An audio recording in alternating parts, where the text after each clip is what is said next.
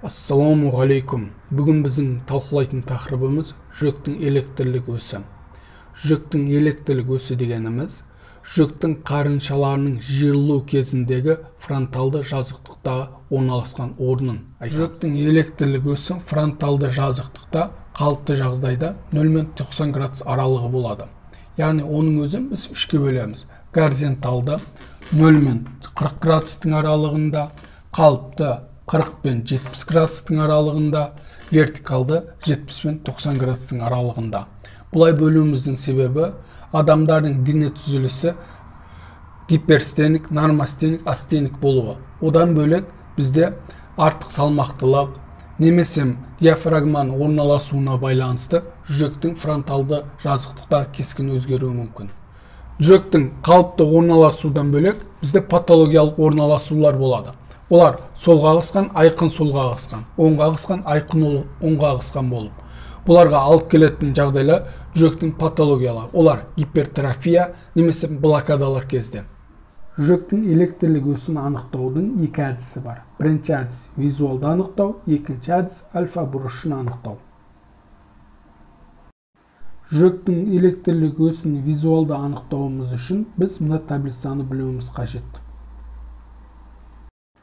Біз мына екігінің жүректің электрлік өсін анықтайық. Ол үшін алдында келген таблицаны пайдаланайық.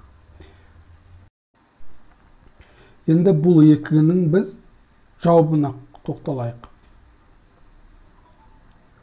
Бұл бізде жүректің электрлік өсі қалыпты жағдайда орналасқан.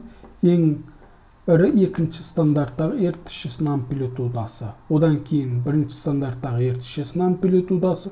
Одан соң ең кішісі үшінші стандарттағы ертішесінің амплитудасы. Сонымен қатар бізде АВФ-тің ертішесінің амплитудасы бірінші стандарттағы ертішесінің амплитудасынан биік. Кішігірім ғана. Бұл бізде сондықтан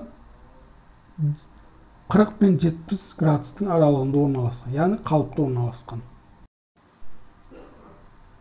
Жүректің электрлік өсін анықтаудың екінші әдісі альфа бұрышын анықтау. Яғни ол үшін біз бірінші және де үшінші стандарттық тіркемелердегі екігінің корекс комплексіне тітішелерінің амплитудасын арқылы анықтаймыз. Яғни олар қосындысы арқылы.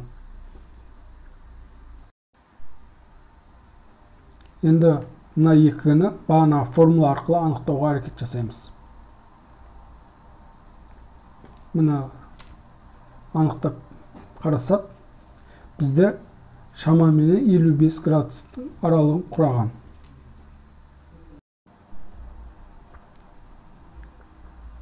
Назарларыңызға рахмет. Арнамызға тіркеліп кетіңіздер. Қателіктеріміз, кемшіліктеріміз болса айтыңыздар.